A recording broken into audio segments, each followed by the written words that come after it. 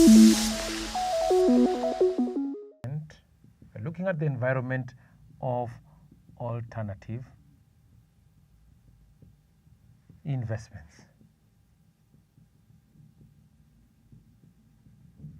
That. So what we'll be looking at, types of financial markets. We will be looking at first one, primary market. Yeah. Then we will look at the secondary market. And then we will finalize by looking at the third, what we call the third and fourth markets. Apologies for that. Now, once we looked at the types of financial markets, that is the subtopic. Now we move on and look at the regulation of alternative investments. We look at different jurisdictions, how they treat the regulation, or how it is a treatment in terms of the regulation. Are they heavily regulated or less regulated? Specifically, the 5 alternative investment classifications. There. Once we look at the regulation, then we move ahead and look at the taxation. How do we perform the taxation of alternative investments? Now, we can start by looking at the types of financial markets. Types of financial markets. Now, based on our guide here, we start by looking at the primary market. Yeah. So, A, we can say primary market. There. Now, we can say the following: includes the sale of new securities involving, number 1, we can say first time issues.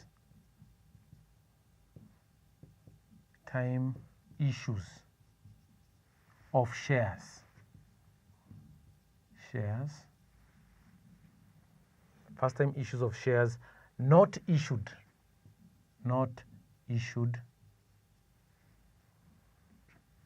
in the exchange, at the exchange, like that. Then number 2, we can say already issued shares, already issued shares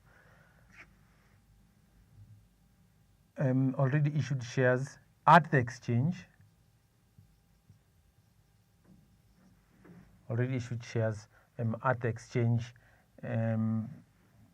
or secondary issues, and secondary issues. There. That is what we're saying is the primary market that exists for alternative investments. Let's look at B, the secondary market.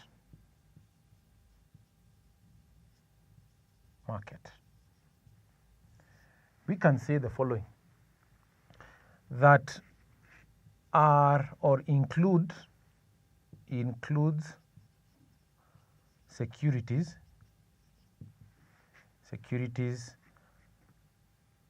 after issuance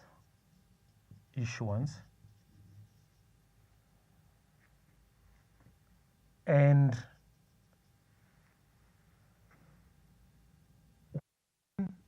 an individual places a buy order at the Nairobi Securities Exchange. Essentially, we are saying that that is a secondary issue. The Nairobi Securities Exchange, we can say that that is a secondary that is a secondary market. That is a secondary participation, or that is participation in the secondary market. That is participation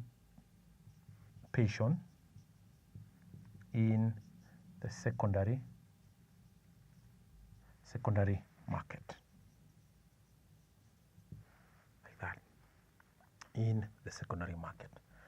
Now we move on and look at what the third and fourth market involve there. That is C, third and fourth market. Now, in the third and fourth market, we can say the following, that the third market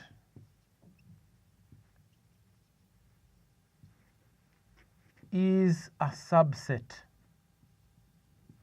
of the over-the-counter market,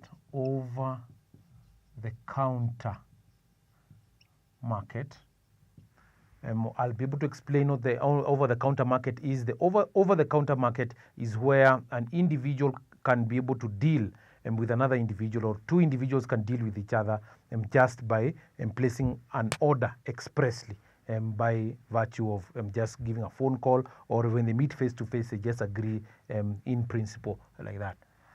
So that is what you're saying is over-the-counter market, where non-member investment firms, such as institutions, can make markets and trade in exchange listed securities,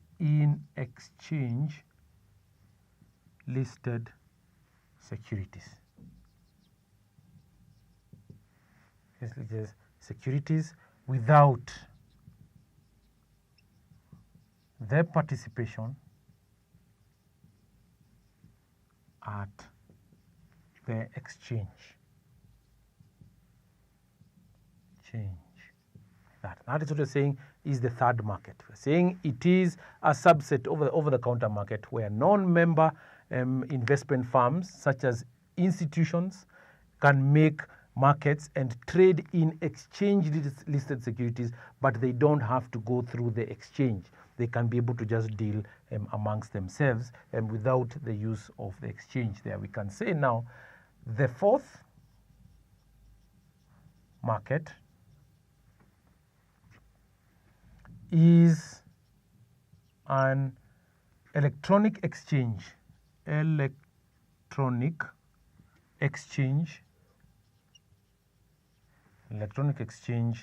of securities without the use of a broker. An example, you can say, full stop, you can say an example of the fourth market is the electronic communication networks. Electronic